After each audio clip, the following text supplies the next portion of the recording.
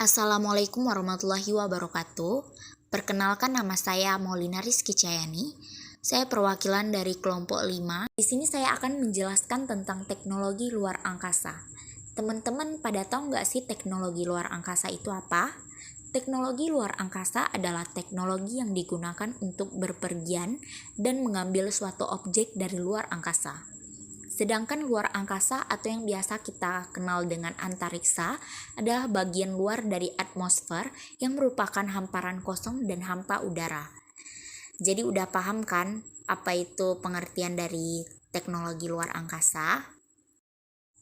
Oke, selanjutnya kita masuk ke sejarah teknologi luar angkasa.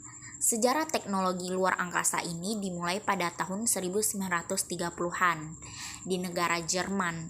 Pada saat itu dipimpin oleh Wernher von Braun, seorang insinyur dan ilmuwan roket.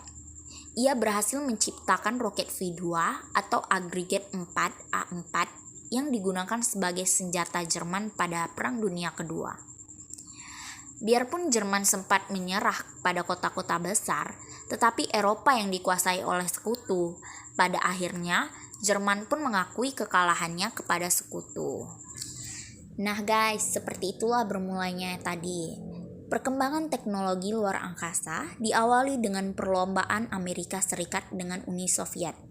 Jadi kalian tahu nggak sih siapa-siapa aja ilmuwan Jerman yang bekerja untuk Amerika Serikat? Oke, jadi udah tertera juga ya teman-teman foto-fotonya di bawah. Jadi yang pertama ada Wernher von Braun.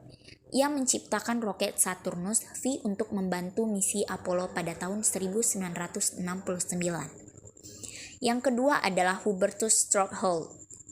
Ia dikenal sebagai bapak kedokteran luar angkasa. Selanjutnya adalah Herbert A. Wagner. Ia menemukan rudal Skinhel HIS 293. Selanjutnya yang terakhir adalah Kurt Blohm. Ia seorang dokter yang ahli dalam pengembangan senjata biologi. Selanjutnya kita masuk ke perkembangan teknologi luar angkasa. Teknologi luar angkasa semakin dikenal pada masa Perang Dingin antara Uni Soviet dan Amerika Serikat.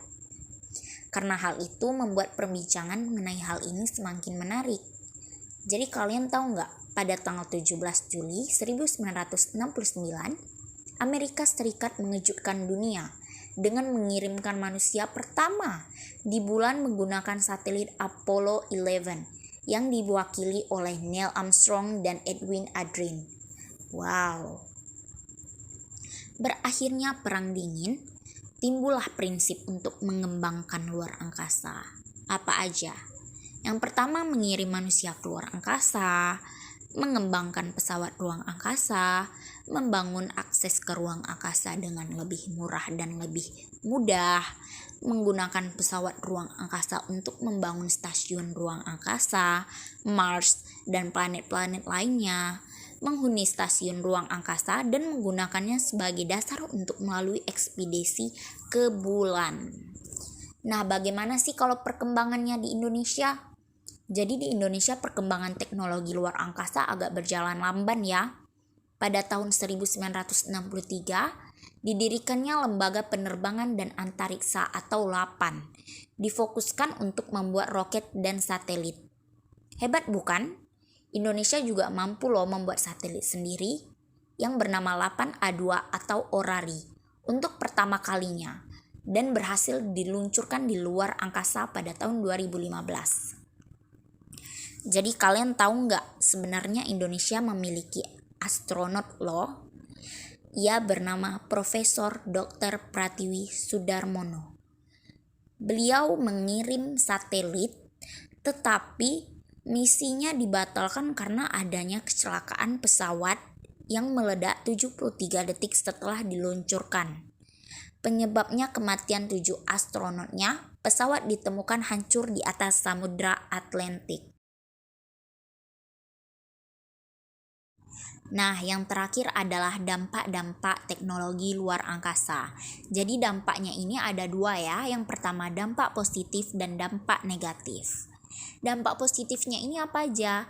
Yang pertama adalah memajukan bidang informasi dan komunikasi dengan menggunakan satelit komunikasi. 2. Berkembangnya ilmu astronomi. 3. Memajukan sistem penginderaan jauh dengan penemuan Global Positioning System GPS. Dan dampak negatif. Dampak negatifnya itu apa? Pertama, munculnya space junk atau sampah luar angkasa yang berasal dari eksplorasi antariksa. Yang kedua, Amerika Serikat dan Uni Soviet menggunakan kecanggihan teknologi luar angkasa sebagai alat politik untuk menanamkan pengaruh di negara-negara internasional. Seperti itulah dampak-dampaknya. Baiklah, itulah penjelasan yang dapat saya sampaikan tentang pembahasan teknologi luar angkasa. Saya sebagai perwakilan kelompok 5, mohon maaf jika terdapat kata-kata yang salah atau kata-kata yang tidak dapat dipahami. Terima kasih. Assalamualaikum warahmatullahi wabarakatuh.